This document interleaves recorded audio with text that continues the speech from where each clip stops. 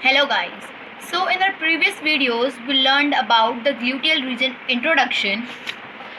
Then we learned about the gluteal region muscles.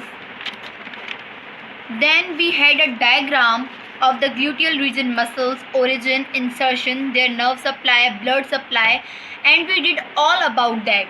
Now coming upon our last topic, that is the bursas of the gluteal region, their clinicals and all about that. So without wasting time, let's get started to the video. The bursas. Now first we have to think that what is a bursa. Bursa is nothing but just a balloon filled with water. It is placed near the insertions and near those points which are more vulnerable to the friction. So to prevent the friction, the bursas are present in our body.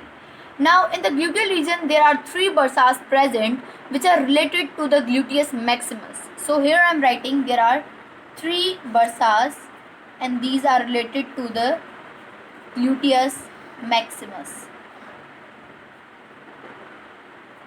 The first bursa is the trochanteric bursa. It is near the greater trochanter where the gluteal region or gluteus maximus pass. So here I am writing the first one is trochanteric bursa. The second one is between the gluteus maximus and the vastus lateralis.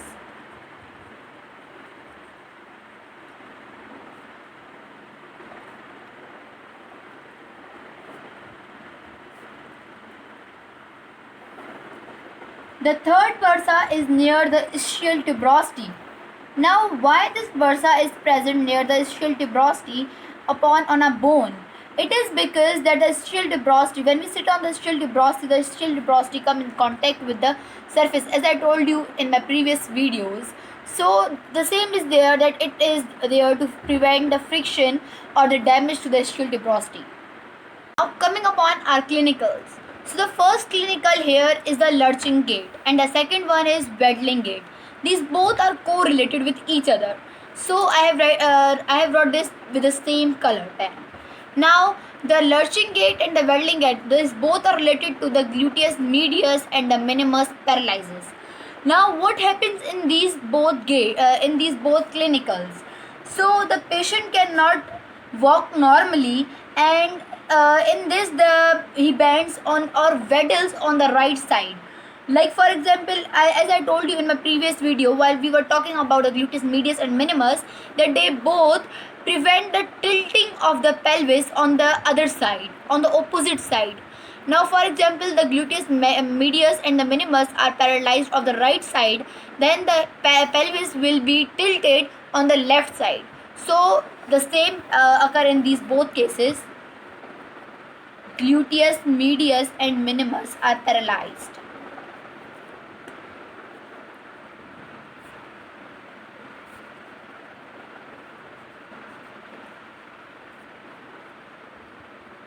Person cannot walk properly.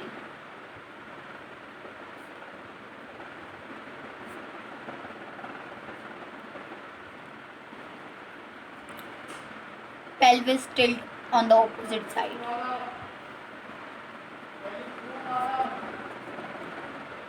Now you would be thinking, then what is the difference between these both? Let me tell you. The lurching gait is when the one side of the pelvis is dropped, and the second one, welding gait, is one when it is bilateral. So it is bilateral defect, while it is unilateral one. We talked about the lurching gait and the waddling gait. Now we have to think that what is a gait. Now we know the defects of the gait, but what is a gait? The normal gait. So now coming upon that, what is a normal gait? Here we will discuss the normal gait. The normal gait depends on the proper abductor mechanism.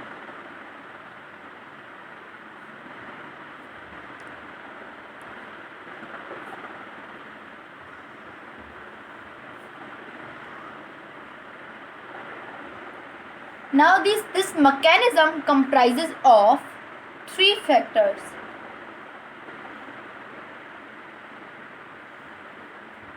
The first one is the adequate power. The first one is power. The second one is fulcrum. And the third one is weight transmission.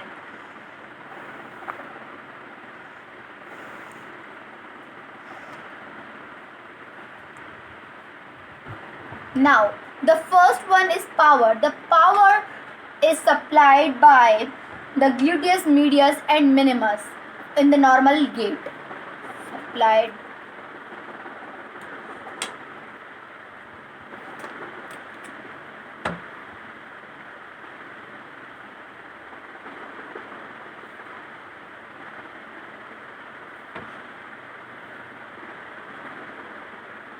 The fulcrum.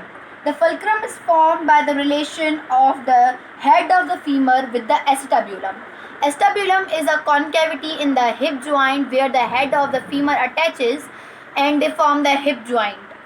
So, provided by fulcrum and acetabulum, or provided by acetabulum and head of femur. Acetabulum of hip and head of femur.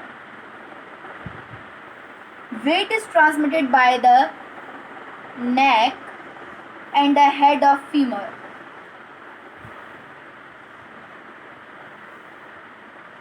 Now these three of the factors are important for the normal gait. So the next one is Trendelenburg syndrome. I will discuss here the positive Trendelenburg sign, which is a common MCQ in this gluteal region. So in this Trendelenburg syndrome, the proper abductor mechanism is failed.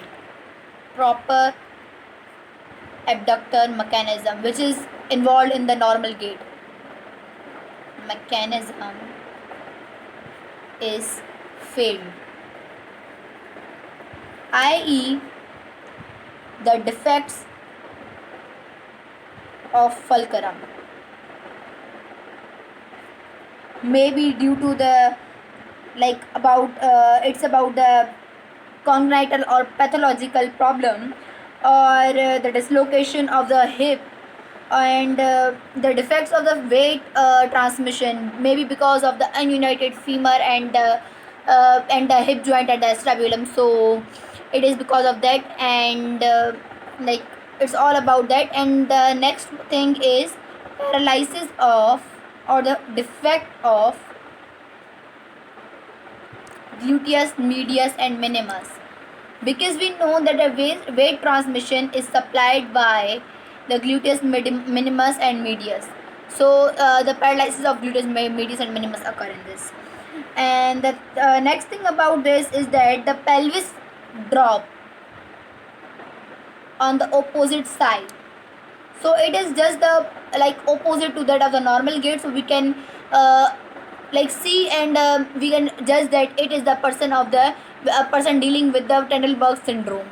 So pelvis drops on the opposite side.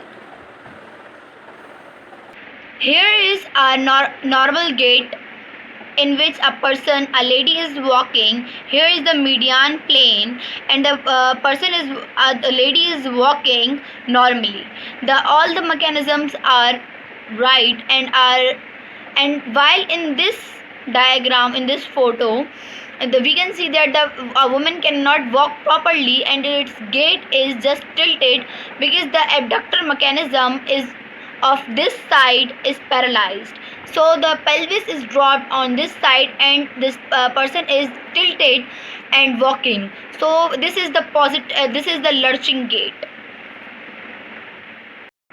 So here's our gluteal region is completed. Now in the next video we'll learn about the thigh. So wait for the video, and thank you so much for your support. The picture of this notes I'll upload on my Facebook page. The link of the Facebook page I will drop in the description box below. Thank you so much, and yes, like, subscribe and share my video as much as you can. Thank you.